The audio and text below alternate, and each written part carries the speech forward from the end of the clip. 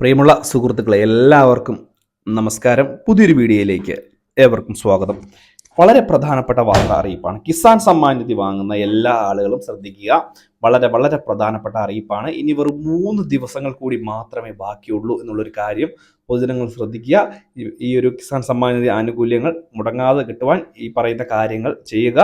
ഉടനെ തന്നെ കൃഷിഭവനുകളിലേക്ക് പോവുക, ഉദ്യോഗസ്ഥരെ കാണുക, അല്ലെങ്കിൽ കിസാൻ സമ്മാൻ നിധി ആനുകൂല്യം അനിശ്ചിതമായിട്ട് മുടങ്ങും.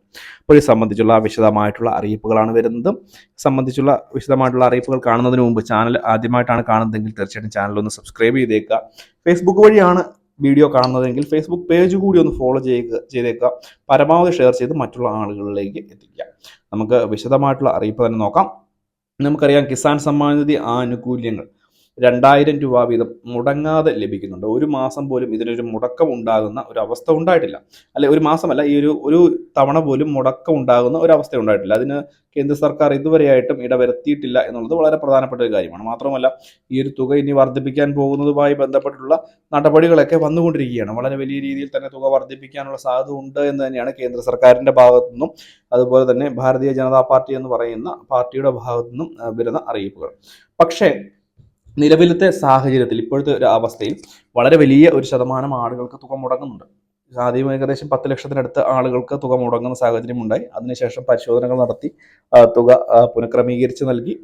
പക്ഷേ ഈ മുടങ്ങിക്കിടക്കുന്ന ആളുകൾക്കെല്ലാം തന്നെ ഇനി ഇപ്പോഴും മുടങ്ങിക്കിടക്കുന്ന ആളുകൾക്ക് തുക വിതരണം ചെയ്യാൻ അല്ലെങ്കിൽ തുക നൽകുവാൻ കേന്ദ്ര സർക്കാർ തയ്യാറാണ് എന്നുള്ള ആശ്വാസ വാർത്തകളും എത്തിയിരുന്നു.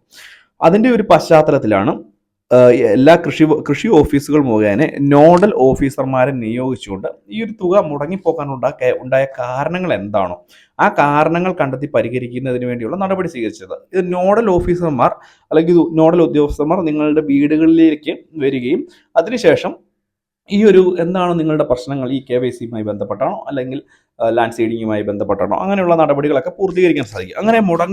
അങ്ങനെ ഇത് ചെയ്ത് പൂർത്തീകരിക്കുമ്പോൾ മുടങ്ങിപ്പോയ ഗഡുക്കൾ, ഇപ്പം 4 ഗഡുക്കളാണ് 8000 രൂപ, 5 ഗഡുവാണ് 10000 രൂപ വരെ നിങ്ങൾക്ക് ബാങ്ക് അക്കൗണ്ടിൽ ലഭിക്കും.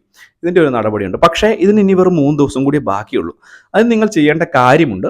നിങ്ങളുടെ ഓഫീസുകളിലേക്ക് തുക അല്ലെങ്കിൽ നിങ്ങളുടെ വീടുകളിലേക്ക് തുക മുടങ്ങിക്കിടക്കുന്ന നിങ്ങളുടെ വീടുകളിലേക്ക് ഉദ്യോഗസ്ഥർ എത്തിയില്ല എന്നുണ്ടെങ്കിൽ തീർച്ചയായിട്ടും ഈ 3 ദിവസത്തിനകം തന്നെ ബന്ധപ്പെട്ട അധികാരികളെ കൃഷിഭവനിൽ ചെന്ന് കണ്ട്, കാരണം ഇത് എല്ലാ മേഖലകളിലേക്കും ഒരുപക്ഷെ ഉദ്യോഗസ്ഥർ കുറവായതുകൊണ്ട് എത്താൻ സാധിച്ചു എന്ന് വരില്ല. അവരുടെ ഓഫീസുകളിലേക്ക് ചെന്ന് നോഡൽ ഓഫീസർമാരെ കണ്ട് ഉടനെ തന്നെ ഈ ഒരു തുക പുനഃക്രമീകരിച്ച് നൽകുവാൻ സാധിക്കും. അതിനുള്ള നടപടികൾ ഉടനെ തന്നെ സ്വീകരിക്കാം. ഒരു 3 ദിവസം കൂടി മാത്രമേ ബാക്കിയുള്ളൂ എന്നുള്ള ഒരു കാര്യം പൊതുജനങ്ങൾ പ്രത്യേകം ശ്രദ്ധിക്കുക. പ്രത്യേകിച്ച് വരുന്ന സമയങ്ങളിൽ തുക വർദ്ധിപ്പിക്കാൻ പോകുന്ന ഒരു സാഹചര്യം കൂടി നിലനിൽക്കുകയാണ്. അതുകൊണ്ട് ഈ ഒരു വലിയ ആനുകൂല്യം, നാമമാത്ര കർഷകർക്കുള്ള ഈ ഒരു വലിയ ആനുകൂല്യം ആരും നശിപ്പിക്കരുത് അല്ലെങ്കിൽ കളയരുത് എന്നുള്ളൊരു കാര്യം പ്രത്യേകം ഓർപ്പിക്കുന്നു. ഇതിനുള്ള സമയം അവസാനിക്കുന്നു. വെറും 3 ദിവസം മാത്രമാണ് ബാക്കിയുള്ളത്. പൊതുജനങ്ങൾ കാര്യങ്ങൾ വ്യക്തമായി മനസ്സിലാക്കുക.